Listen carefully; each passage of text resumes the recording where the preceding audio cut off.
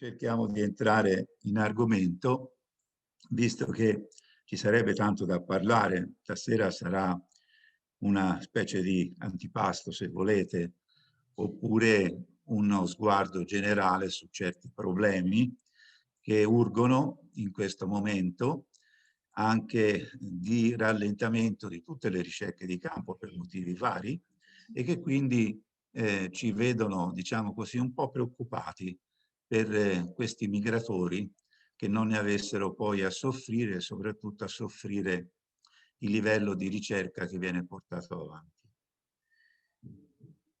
Migrazioni sono un fenomeno naturale estremamente complesso.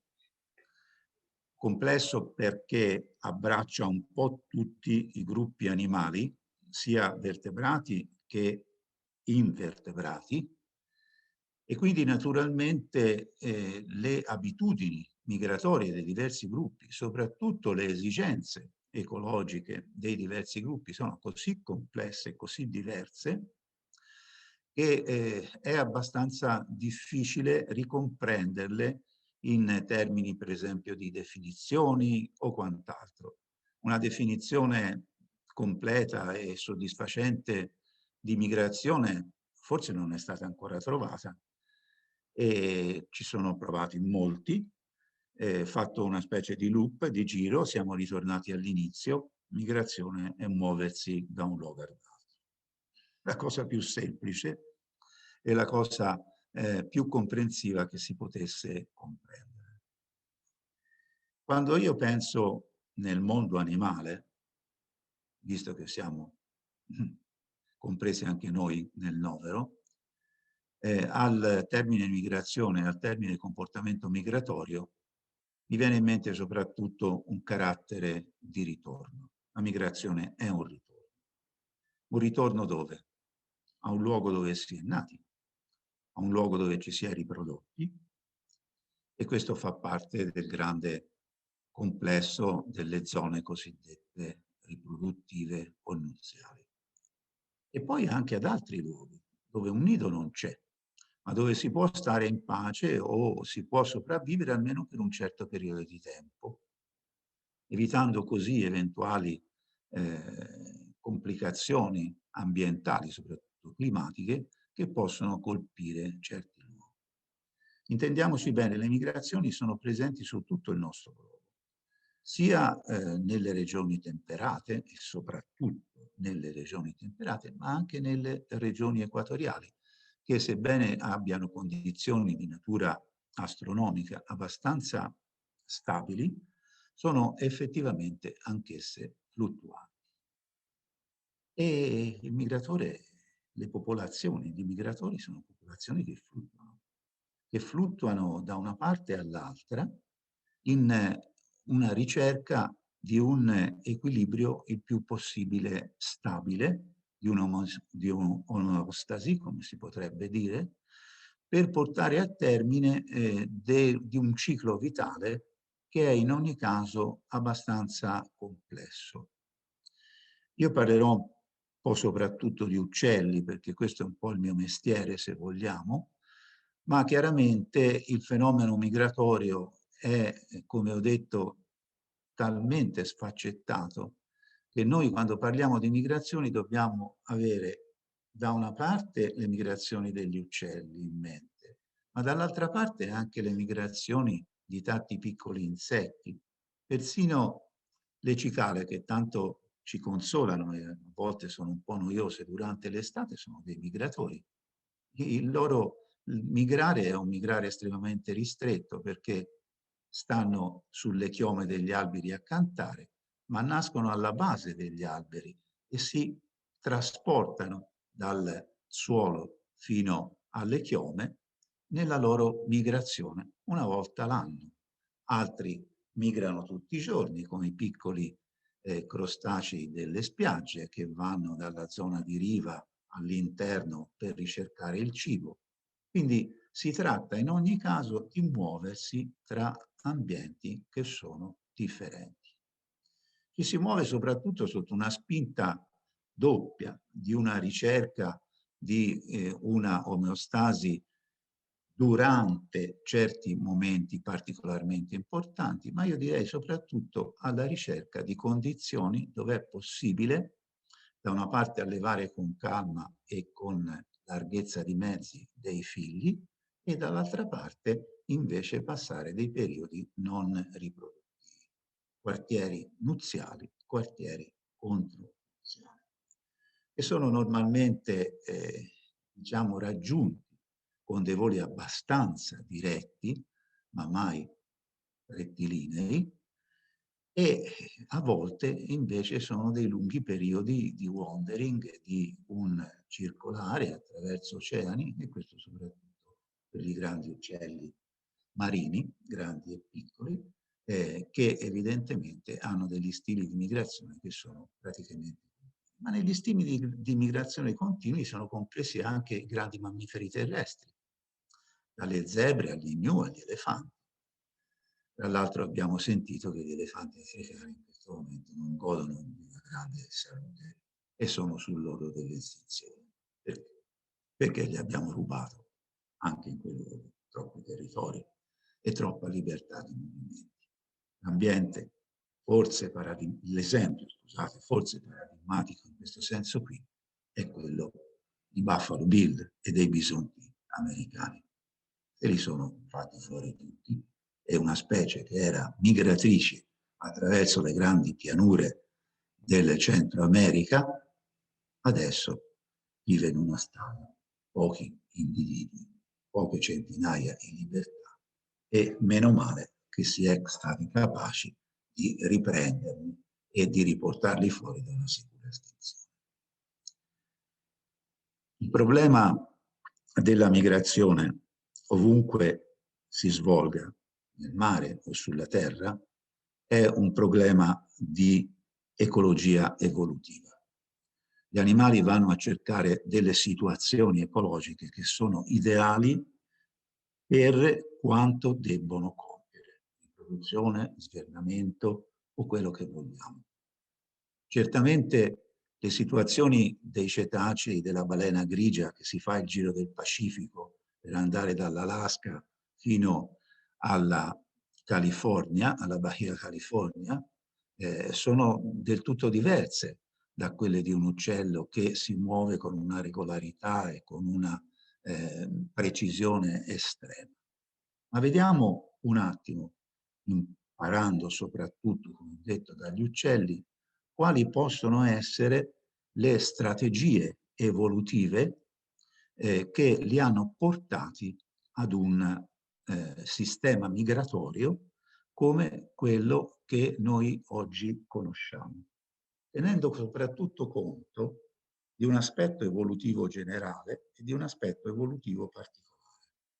L'aspetto evolutivo generale che ci possiamo chiedere quale sia è soprattutto quello di quando sono nate le migrazioni. Negli uccelli sono antichissime. Il buon collega Alestam dell'Università di Lund ne ha stimato un'età che risale ad almeno 100 anni, scusate, 100 milioni di anni, quindi in piena era terziaria.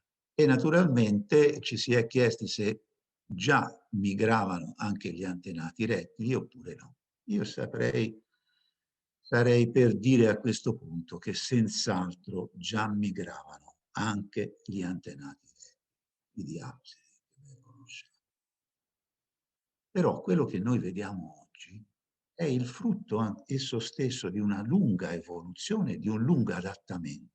Abbiamo detto che è un problema di ecologia evolutiva e le migrazioni si sono sempre attagliate a quelle che sono le condizioni ecologiche generali del luogo dove vivono. Quindi sono antiche e siamo tutti d'accordo, ma sono anche evolute con i tempi geologici in questo caso, e quello che noi vediamo oggi è il risultato del loro adattamento alle condizioni generali dell'era quaterniana, in particolare del post-glaciale. E allora la migrazione di una specie qualsiasi di uccello, a quanto può essere valutata oggi in termini di fenologia? Qui i tempi si riducono molto. Per il versellino sono tempi storici. Un piccolo uccello che era stanziale nel Mediterraneo, che ha avuto un allargamento di areale, adesso è diventato un migratore parziale. Molti anche dei migratori transahariani, quindi quelli più a lungo raggio che noi possiamo vedere, hanno probabilmente una antichità oppure una certamente età di comportamento migratorio che non supera i 20.000 anni. Noi c'eravamo già.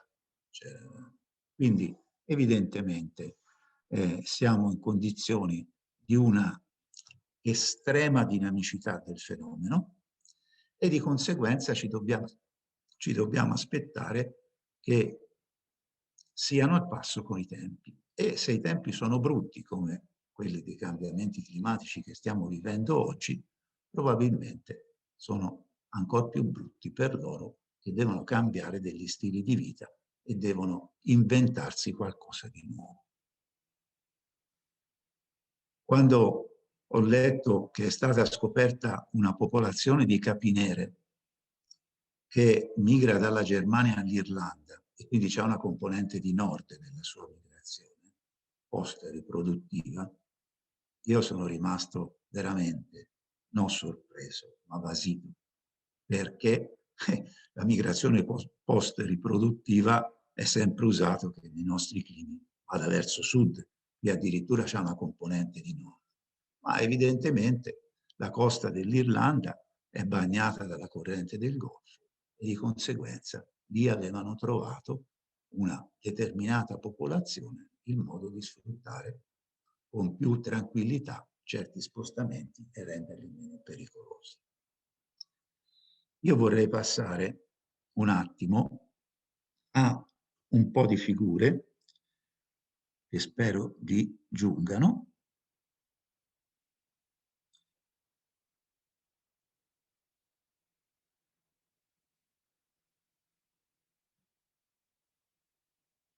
E vorrei cominciare con questa. Questa figura è stata messa insieme da un caro amico che si chiama Jacques Blondel, che in questo momento non c'è più purtroppo, dell'Università di Montpellier, e è, secondo me, una delle ennesime definizioni che sono state prodotte nel tempo, ma che in particolare per gli uccelli è una delle più centrate. Come potete forse vedere, si narra che la migrazione sia la strategia per mantenersi in un ambiente a massima produttività. Questi istogrammi che vedete sono le produttività nette di vari ambienti che vanno dalla tundra, quindi 90 gradi di longitudine, di latitudine, fino all'equatore. Certamente sono con produttività molto diverse, ma gli spazi bianchi che potete vedere, con quei picchi, sono i sovrappiù di produttività di quegli ambienti e quindi, come dire, degli scrigni pieni di risorse, e possiamo notare anche un'altra caratteristica molto importante. Nelle basse latitudini, quindi verso l'equatore, come negli ambienti di savana, i punti in cui c'è una produttività che avanza, un surplus di risorse, sono doppie punte. Dall'altra parte, invece, nel nostro emisfero, la punta è unica e quindi noi troviamo una serie di risorse, di surplus ecologici, che sono complementari. Gli uccelli e la quantità di specie che sfrutta questa possibilità è un po' evidenziata da queste grosse frecce nere o punteggiate e si vede che si spostano nel periodo, chiamiamolo invernale, tanto per intenderci, verso sud e invece verso nord nel periodo primaverile. In questo modo hanno a disposizione veramente l'optimum di quegli ambienti per sostenersi. Se volete, e per chi può anche prendere bene l'esempio, se pensiamo ad un combattente, quindi un piccolo trampoliere, che si fa un viaggio mica da niente, dalle savane fino alle tundre, dove si ferma in fondo un paio di mesi, giusto per allevare i piccoli, ma in quelle situazioni così di surplus alimentare che sembrano impossibili, per poi ritornarsene indietro. Questo è un discorso, evidentemente, che se lo capite, vi rendete conto di quale può essere la chiave. È l'evoluzione, è un'idea geniale di poter rendere disponibili in successione questi ambienti diversi per un numero di specie che è elevato e per un numero di individui che si misura a milioni, ovviamente.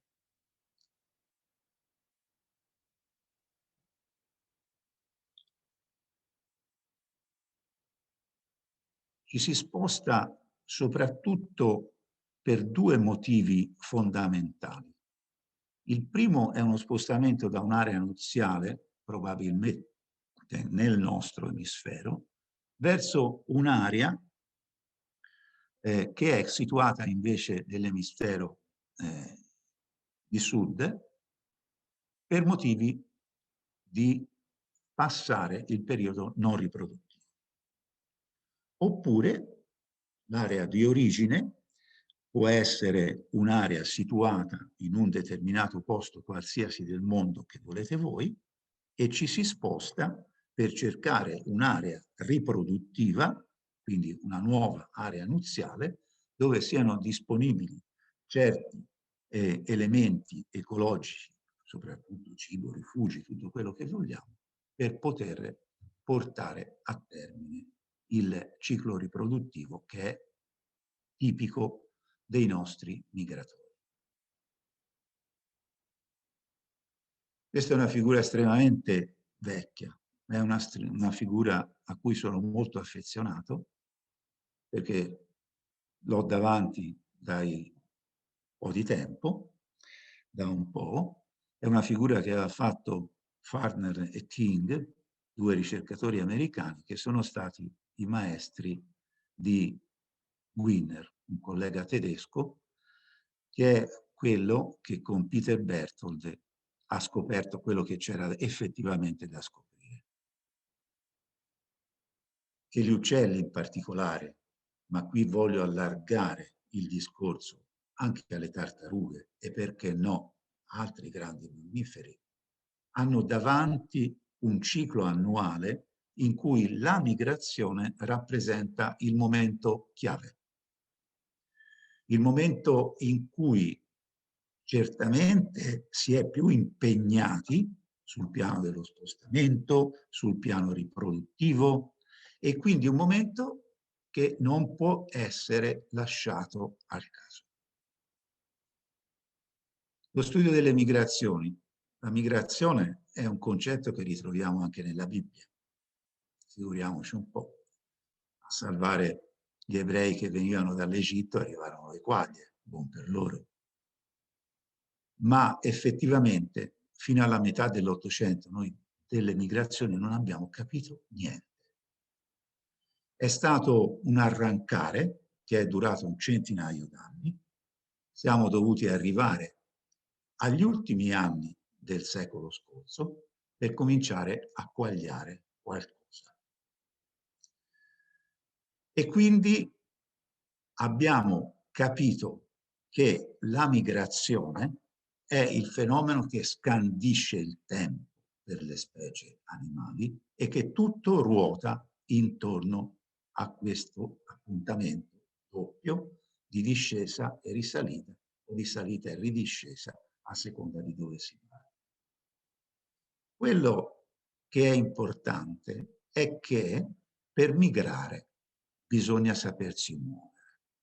E guarda caso, gli animali alati sono i migratori migliori. Gli uccelli, le farfalle, i pipistrelli, ma anche chi ha buone pinne, e anche buone gambe può migrare. E quindi, qualsiasi sia il mezzo di locomozione, chiamiamolo così, è un qualcosa che va preparato.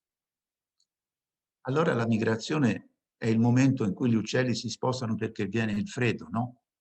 No, assolutamente no, assolutamente.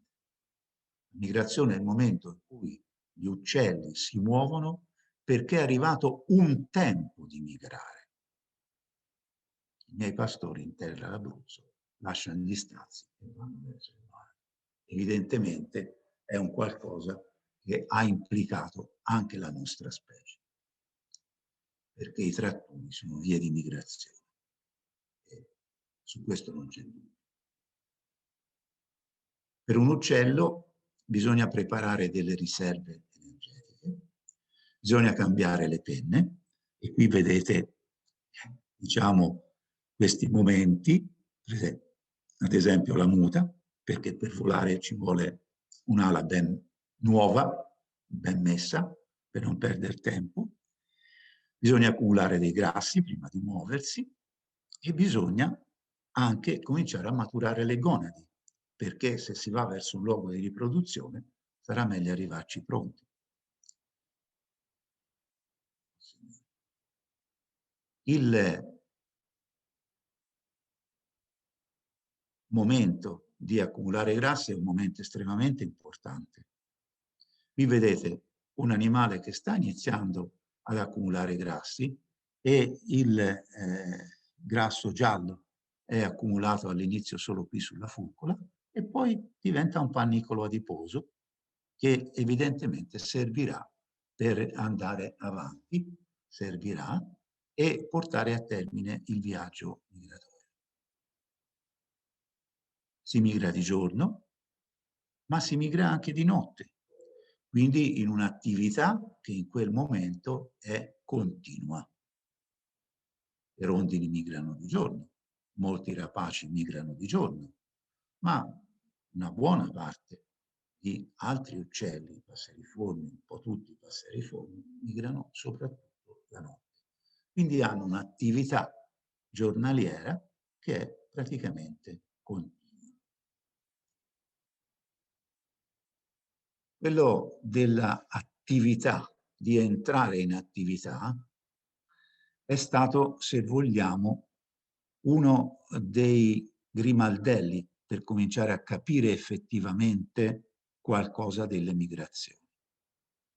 Questa inquietudine migratoria che i cacciatori conoscono ormai da sempre è stata sfruttata a partire dagli anni 60 per capire quali sono le direzioni di migrazione degli uccelli e per capire anche un sacco di altre cose importanti nel quadro migratorio. Quali sono queste cose importanti?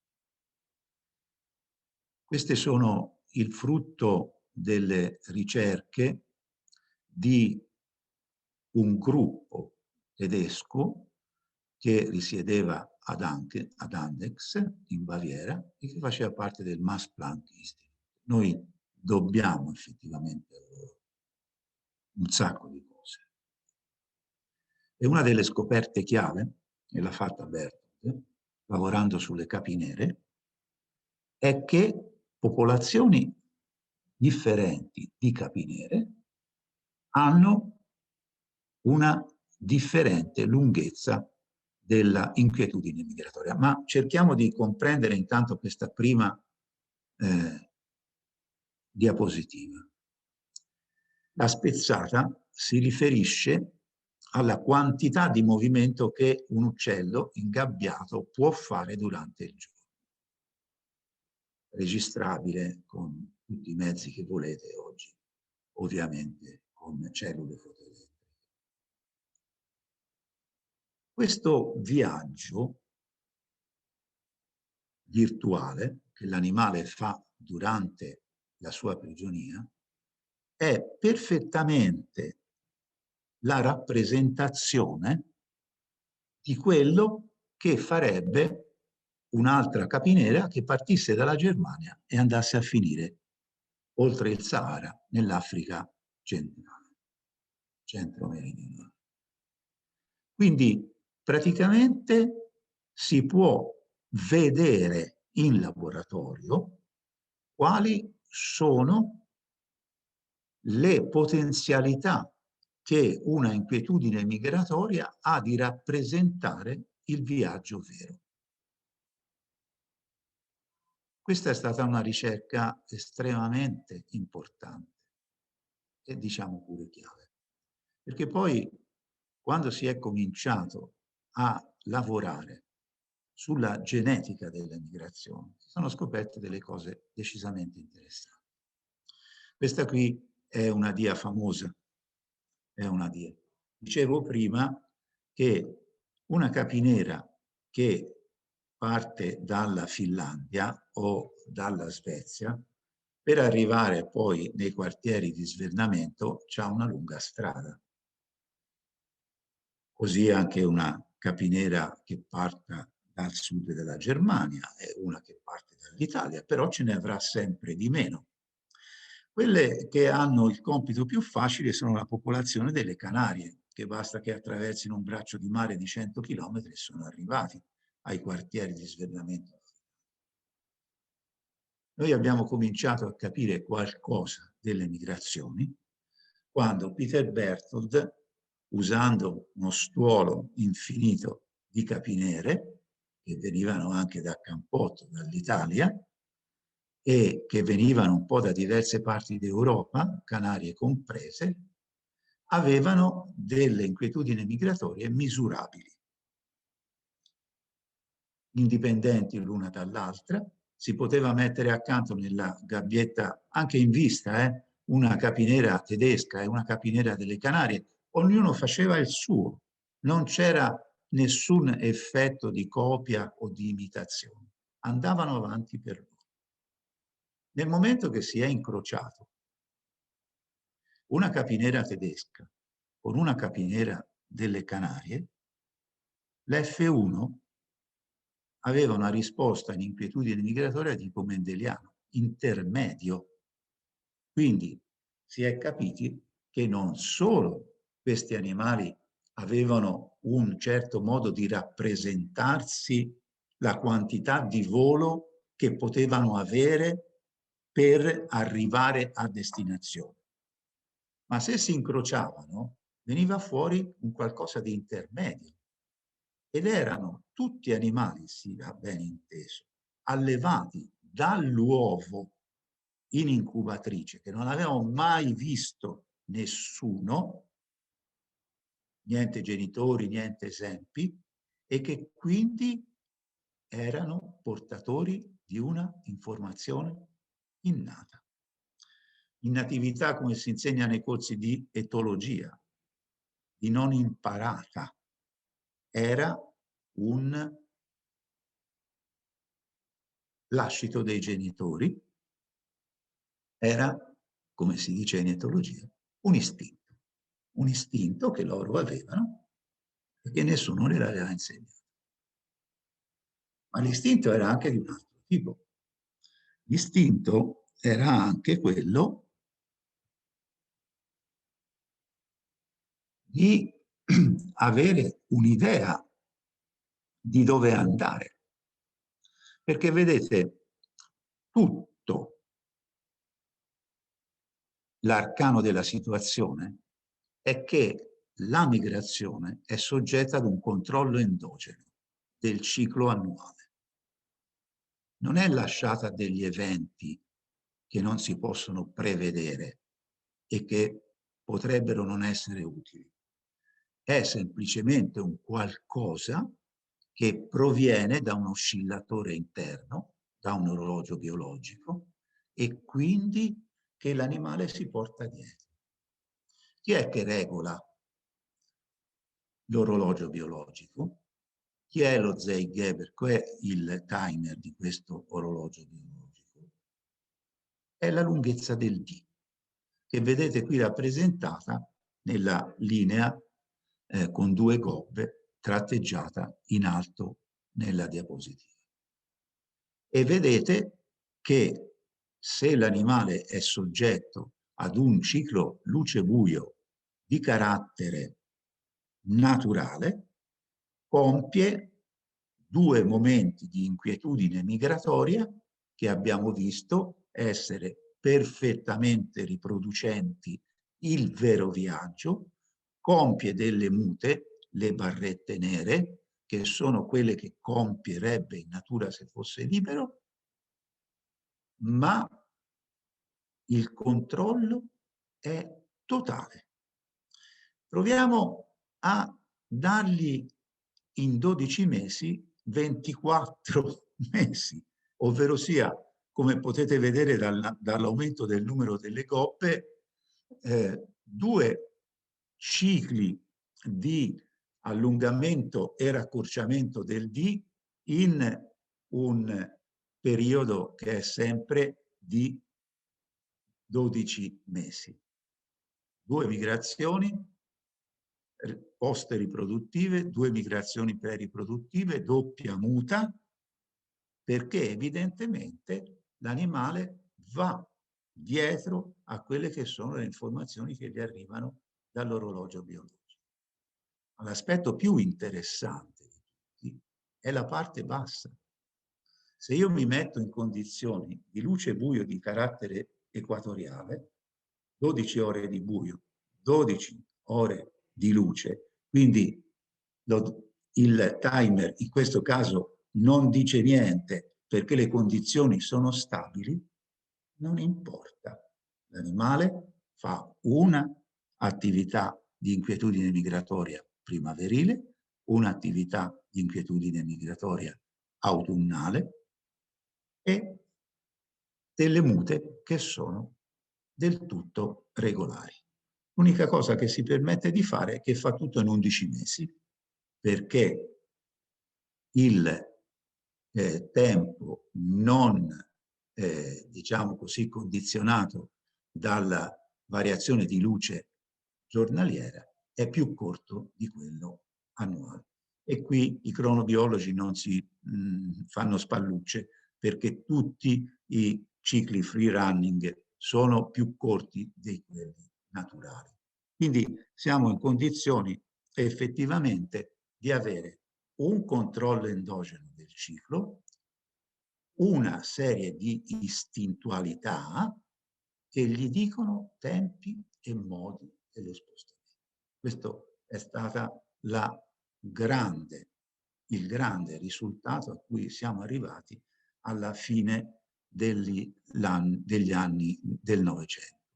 Nel convegno di ornitologia, nel convegno mondiale di ornitologia in Sudafrica, Berthold portò i primi risultati di queste ricerche. Ma un elemento importante è rappresentato anche da questa dia. Questa è una dia estremamente interessante che sempre dobbiamo alle ricerche di Berthold. Qual è il messaggio che ci dà questo semplicissimo diagramma? Molte specie di uccelli sono con un comportamento migratorio estremamente complesso. Ci sono popolazioni stanziali o quasi stanziali, ci sono popolazioni che migrano invece su lunga distanza. Se io prendo una popolazione che ha un comportamento intermedio, quindi che migra per esempio dalla Germania verso l'Italia, la Sicilia, il Nord Africa, e quindi certamente un comportamento migratorio, e comincio a incrociare tra di loro quelli che mostrano un'inquietudine migratoria più lunga rispetto a quelli che mostrano una inquietudine migratoria più breve, cosa ottengo? In 5 generazioni, forse non lo vedete benissimo, ma sono 5 generazioni, io posso ottenere degli animali che non migrano più o degli animali che migrano completamente. Quindi abbiamo effettivamente capito come gli animali stanno dietro alle variazioni che gli può imporre l'ambiente. Sono estremamente capaci di plasmarsi e di plasmare il proprio comportamento. D'altronde il fatto che nella stessa specie, un pettirosso, una capinera, un beccafino, che ha la possibilità di modificare così velocemente il proprio comportamento, chiaramente noi siamo davanti ad un qualcosa che ci dice come la migrazione sia un fenomeno di natura estremamente dinamica e quindi ci sia la possibilità sempre di seguire certe situazioni di carattere ambientale che possono a un certo momento deteriorarsi o meno o cambiare. Questo è effettivamente una delle possibilità che hanno gli uccelli e che evidentemente non può essere senz'altro un qualcosa di loro esclusivo. Torniamo adesso a guardarci un po' in faccia e cominciamo a considerare proprio questo stretto rapporto con le condizioni ecologiche.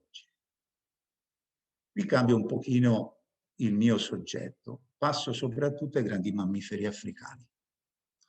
Nelle piane del Serengeti tutti quelli che sono gli erbivori si muovono dietro alle variazioni ambientali della stagione delle piogge.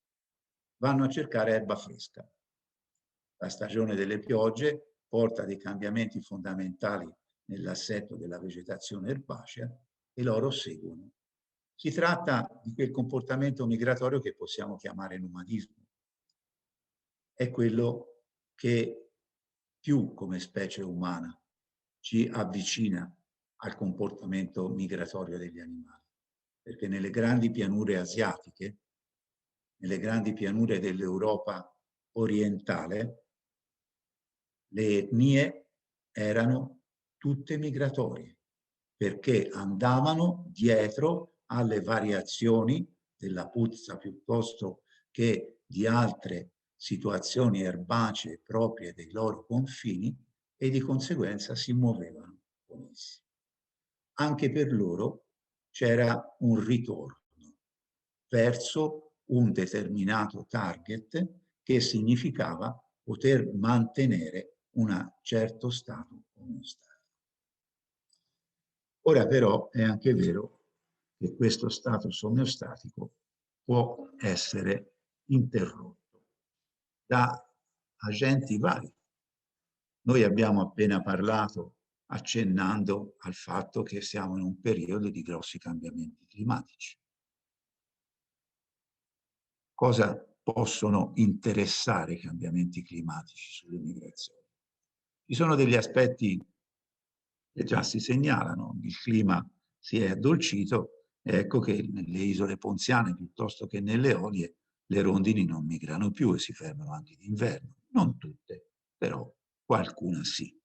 Evidentemente si comincia a vedere qualcosa che si va modificando. Ma soprattutto sono modificate le grandi condizioni pangeiche su tutto il nostro pianeta e quindi animali che si muovono su spazi molto lunghi vanno evidentemente incontro a cosa? Vanno incontro a delle condizioni che sono ampiamente mutate nel corso, e velocemente, nel corso di questi ultimi anni. I migratori sono tutti un po' in crisi demografica. I popolamenti sono in crisi e sono in crisi naturalmente anche numerica e quindi diciamo così, che noi guardiamo al popolo dei migratori con una certa apprensione. C'è stata una ricerca fatta intorno a un paio di anni fa che ha confrontato l'andamento demografico di 356 migratori europei, è una ricerca inglese, con il loro stile migratorio. E ne sono venute fuori delle cose estremamente interessanti. Andando a vedere come migravano, quanto migravano e qual era il loro stato demografico, quindi il loro stato di salute, ci si è resi conto che sì, nel complesso i migratori sono in crisi, ma chi più e chi meno, chi quasi niente e qui invece chi è sull'orlo dell'estinzione. I migratori che si dirigono verso dall'Europa, verso spazi di migrazione che sono al di sotto del Sahara e interessano grandi ambienti di svernamento, sono quelli che ne risentono di meno. Quando invece abbiamo specie che hanno areali di migrazione molto ristretti, noi vediamo che le loro popolazioni sono in fortissima crisi.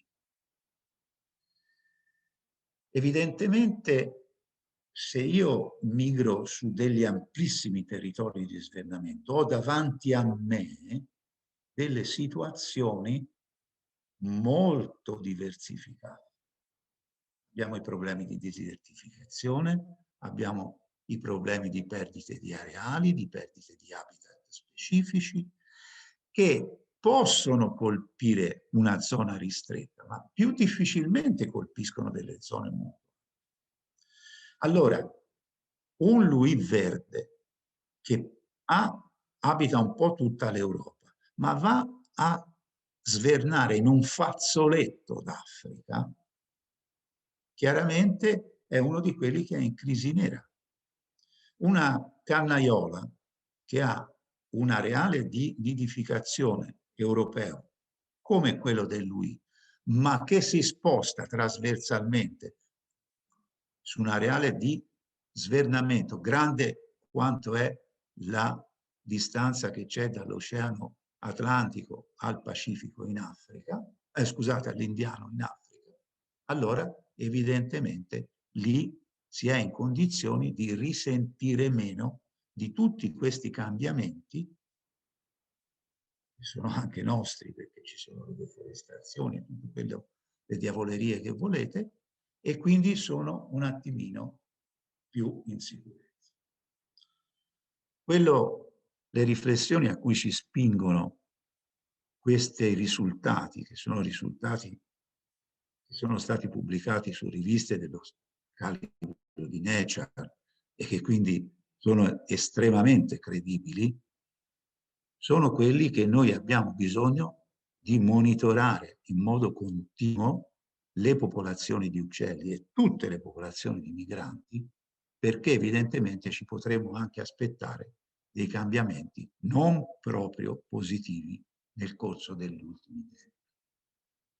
Le condizioni che può trovare un migratore sono estremamente complesse.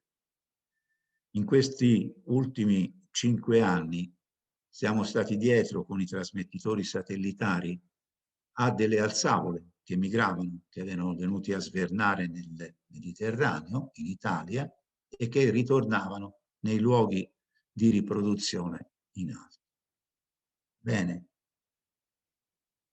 il comportamento migratorio che si può restituire con questi mezzi tecnologici è estremamente preciso e gli stili di migrazione sono estremamente grossi. Animali che hanno svernato in Italia possono andare verso l'Inghilterra e possono andare verso la Russia, possono andare verso la Scandinavia. Questo che significa? Significa che evidentemente se ci sono delle diversità genetiche all'interno di questi individui che hanno un comportamento così complesso, l'abbiamo visto con le capinere, che ci sono delle diversità genetiche, vuol dire che popolazioni che hanno questi stili di migrazione sono abbastanza a posto dai pericoli di una malconservazione. Quindi, sfruttando queste metodologie, stando molto dietro con i mezzi che oggi noi abbiamo a disposizione agli spostamenti degli animali, brevi o lunghi che essi siano, noi possiamo effettivamente capire molto delle loro esigenze e di conseguenza mettere in campo le migliori strategie di conservazione per mantenerci questo patrimonio.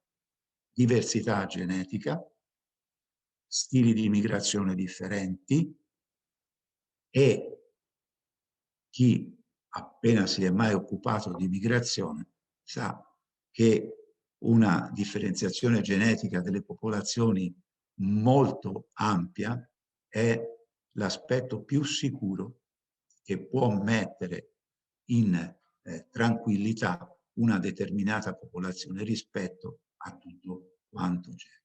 Diversità genetica, grande diversità e possibilità di sostenere condizioni ambientali, ecologiche che cambiano. Quindi quello che noi dobbiamo fare, adesso che abbiamo in mano tutti questi elementi di conoscenza e possiamo anche avere elementi di conoscenza fenologica dei loro viaggi, dei loro spostamenti molto precisi, in tempi reali, molto stretti, evidentemente possiamo forse mettere da parte i vecchi progetti di inanellamento che poi davano una restituzione dopo anni, quando mai si potevano rivedere e summarizzare tutte le segnalazioni che venivano in giro, e quindi possiamo essere più pronti, più capaci di aiutare i nostri amici migratori nel loro mantenimento. Dobbiamo forse considerare un fatto estremamente banale ma estremamente importante. La migrazione è una delle fonti maggiori di biodiversità dei nostri animali. Io vi ringrazio per l'attenzione. Siamo noi che ringraziamo te, Emilio, per questa bellissima esposizione, veramente molto, molto interessante, e ti ringraziamo anche per il linguaggio comprensibile anche per chi non è del mestiere. Ho cercato di fare del mio meglio. E ci sei riuscito veramente in maniera eccellente. Allora, prima poi di ripassare la parola ad Anna, che interloquirà con te in maniera più professionale sull'argomento specifico, vorrei dire due parole sui libri che tu hai consigliato per questo ciclo. Io farò vedere le copertine e tu magari poi ci dirai due parole sul perché di questi consigli. Parto da Migrazioni, che è un libro veramente stupendo. Ha delle illustrazioni meravigliose, lo apro, sono tutte una più bella dell'altra, me ne ero segnata due particolarmente belle, spero che, ecco, anche questa qua della copertina è bellissima, questo qua delle libellule, anche perché le migrazioni non sono solo migrazioni di uccelli, noi No, assolutamente no. Esatto. Guarda, questo qui è troppo bello, sono uccelli, ma è troppo bello per non farlo vedere. Insomma, questo libro è veramente pieno, pieno di bellissime illustrazioni e di bei testi. Poi c'è Viaggiatori straordinari, Sì. Ho letto un racconto ed è veramente bellissimo. Adesso poi Emilio ci darà qualche indicazione in più. e infine quello più tecnico, che è la migrazione degli uccelli. Ora io lascio la parola a te per spiegarci il perché di questa scelta e il perché è importante, magari per chi è interessato su questi argomenti per ampliare le proprie conoscenze, utilizzare questi libri. Allora, cominciamo dall'ultimo che hai fatto vedere. Questo è un testo un po' complesso, un po' difficile, se vogliamo, ma è il testo che ci può parlare nel modo migliore della migrazione degli uccelli. Penso che tutte le tecnologie che ci sono dentro, gli esperimenti, eccetera, possono anche un po' disorientare un lettore che non voglia arrivare a queste finezze, ma lì dentro ci si trova veramente di tutto, nel senso che Peter Berthold è un ricercatore, come ho detto, del Max Planck Institute, è stato direttore dell'Osservatorio Ornitologico di Rossitten, che ha fatto nel 2002 100 anni, che quindi è il più vecchio d'Europa, e di conseguenza chiaramente lì ci ha messo tutte quelle che sono le ricerche sue e del suo amico fraterno Abu Winner, e quindi questo lo consiglio vivamente, veramente, a chi si voglia, diciamo, rendere conto di cosa vuol dire per gli uccelli, in questo caso, migrare. Rifaccio vedere un attimo la copertina, quindi le migrazioni degli uccelli di Bollate Boringhieri. Certo. Il secondo libro che tu hai è di 3 amici romani, che sono Bulgarini, Fraticelli e Montemaggiori. Questo è un libro che è per tutti, effettivamente per tutti, che può dare un ottimo, diciamo, messaggio, ed è fatto da 3 persone che hanno molto a cuore anche la conservazione degli uccelli, e di conseguenza Bulgarini è quello che ha fatto la prima lista rossa degli uccelli italiani, tanto per dirne una. Fraticelli lavora al Bioparco, Montemaggiori è quello che cura il benessere degli uccelli nell'aeroporto di Fiumicino. Quindi sono 3 persone di grande professionalità, di grande spessore, e quindi un qualcosa di veramente ci si può credere a quello che scrivono, non si tratta più di fantasie o di cose di altri tempi. Il libro fotografico. Vai, vai. Sì, il libro Scusa, stavo fotografico. facendo rivedere la copertina di Viaggiatori straordinari delle edizioni Orme. Certo. E il libro fotografico celebra la bellezza degli uccelli e di tutti gli animali che migrano. E quindi è un omaggio a questo gruppo di animali trasversale. Giustamente, come dicevi te, dentro ci sono tutti, vertebrati ed invertebrati.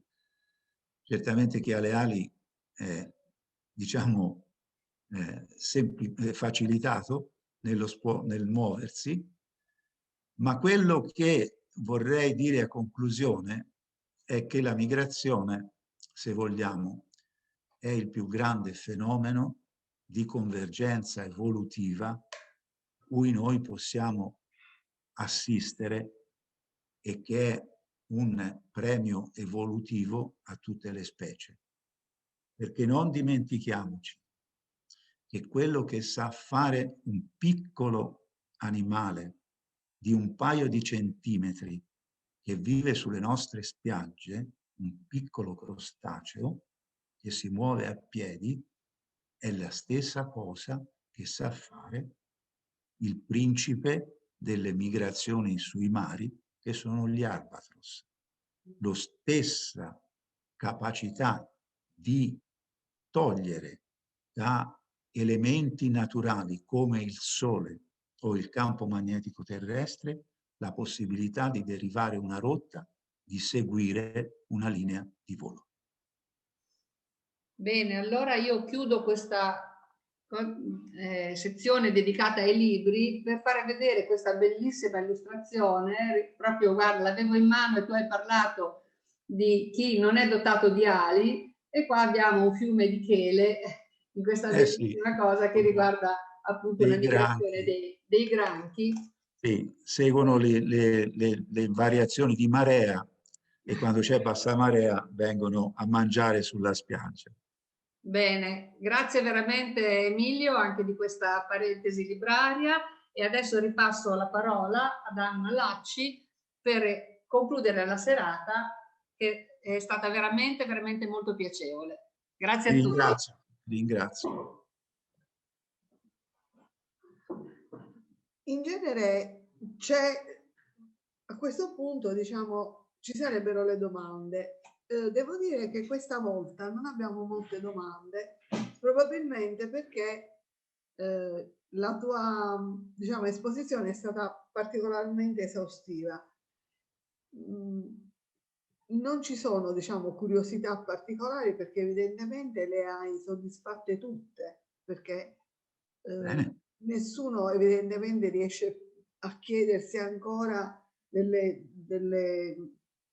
a fare ancora domande. Io invece volevo inserirmi con un discorso che è quello proprio del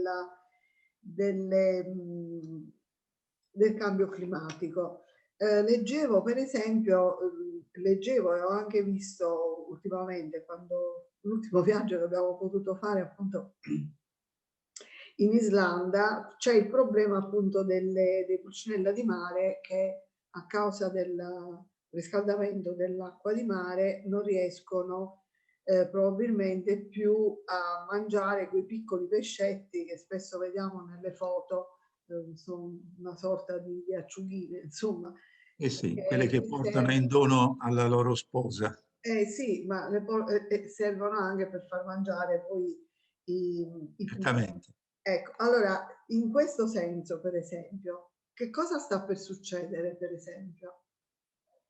Troveranno, cioè, perché gli uccelli ci sono da anche prima, no? Delle glaciazioni, quindi se questo, come lo chiamano i francesi, déglacement, anzi, cioè, questo sciogliersi dei ghiacci, cosa succederà? Perché anche i pinguini alcuni di loro hanno delle difficoltà già, insomma. Io credo che... C'è qualcuno che si salva, chi si salva? Ecco. Sì. Si salva chi si sa mettere in linea con le nuove situazioni, ma non tutti lo possono fare.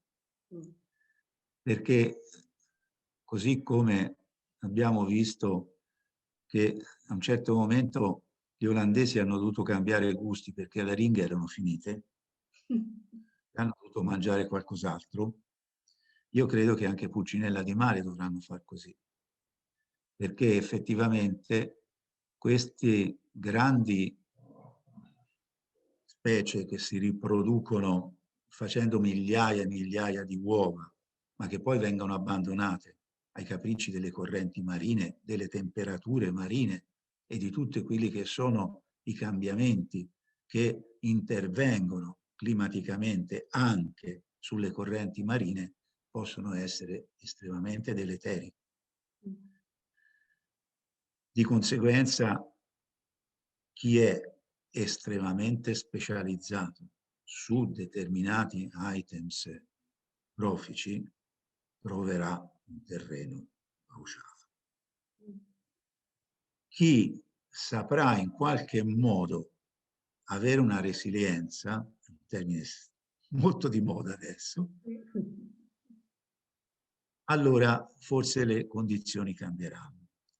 Quando io vedo che le abitudini alimentari diventano troppo ristrette su dei target estremamente ristretti, Quindi ci saranno, diciamo, specie... Non ho la palla di vetro, non ho la palla di vetro, ma ci sarà, come dicevo, i migratori sono tutti in crisi. Alcuni molto meno, alcuni molto, molto, molto di più. Lì si sono misurati areali e si sono misurate diversità genetiche. E qui bisognerà andare a misurare come cambiano le parti basse della famosa e bistrattata, ma sempre utile a raccontare, piramide alimentare. Sì. Se crollano le fondamenta, chi sta in cima è trascinato nel gorgo. Questa è una visione un po' pessimista, ma hai parlato di un viaggio in Irlanda. In Islanda? Se pensiamo in Islanda, in Islanda, io ti parlo di un villaggio in Irlanda. In Irlanda, isole sempre che erano molto interessanti. Io mi ricordavo le foto delle scogliere di Moore coperte di pulcinella di mare. Come mai quando ci sono arrivato io un paio d'anni fa non ce n'era più? Credo di averti dato una risposta. Sì. Di sicuro i gabbiani reali non hanno problemi. No, non hanno problemi. Non hanno problemi. Non hanno problemi. Non hanno problemi. Qui a Sassari abbiamo i tetti pieni, praticamente. E nessuno si preoccupa. Non siete soli, non siete. Sì. Invece a Piombino non possono più andare al cimitero. Le povere vedove non possono più andare al cimitero perché i gabbiani li danno addosso. Ormai è il loro territorio. Ho capito, bene. Va bene. A parte che a Piombino ci vanno poche. Fra le persone anche che sono in... c'è Francesco che vorrebbe, penso, anche salutarti, oltre che farti... Fammi parlare con Francesco, per piacere. Sì. Fammi parlare con Francesco. Attiva l'audio. Per me si sta facendo un po' tardi. Scusate. No, Francesco, dimmi tutto. Ciao. No, vi ringrazio. Ciao, Molto interessante, ovviamente, è sempre un piacere ascoltare. Ti ringrazio. Diciamo che domande ce ne sarebbero anche troppe, ma purtroppo, insomma... Me le fai quando ci incontriamo al Ghero, dai. Devo dare una notizia al professor Baldaccini. Ci siamo anche quest'anno, con quella cosa che abbiamo visto l'anno scorso. Allora aumenta in me la voglia di venire. Però siamo in una fase così molto, molto critica.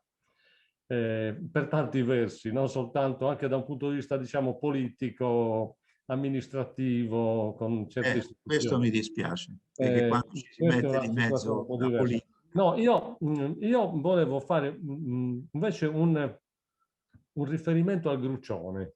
Sì? Risulta che i gruccioni stiano nidificando, ci stiano lasciando e stiano nidificando sempre più a nord. Questo può essere vero, come per esempio altri problemi, per esempio invece i tordi che migrano di meno. Abbiamo avuto questa sensazione nei campi antibracconaggio che facciamo nella zona di Capoterra. Vorrei sapere se ci sono ad esempi di questo tipo, ce ne sono uno recentissimo che ho trovato su una notizia su Facebook, perché ormai tutto passa di lì ormai, per quanto riguarda la capinera in Scozia. Capinere in Scozia o non si sono mosse o sono arrivate molto più precocemente. Quindi effettivamente sta cambiando un sacco di cose. In Scozia hanno avuto un inverno estremamente mite. Ha nevicato 5 giorni fa, ma sai, sono quelle cose che durano una notte. Ma mediamente le condizioni sono di quel tipo lì. In Olanda, che non fanno la corsa sui canali con i pattini, sono ormai 20 anni. Di conseguenza, le condizioni invernali stanno cambiando a vista d'occhio. E questo discorso che mi fai tu dei gruccioni, penso che il gruccione, diciamo così, nella sua storia naturale, si trova scritto su tutti i libri, è una specie di origine africana che è risalita fino a noi, andando dietro a delle condizioni possibili. Se le condizioni possibili vanno più verso nord, quello arriva, arriva effettivamente alle Svalbard se le cose vanno avanti così. Quindi i tordi che non vengono più giù perché stanno bene a casa loro è la stessa cosa.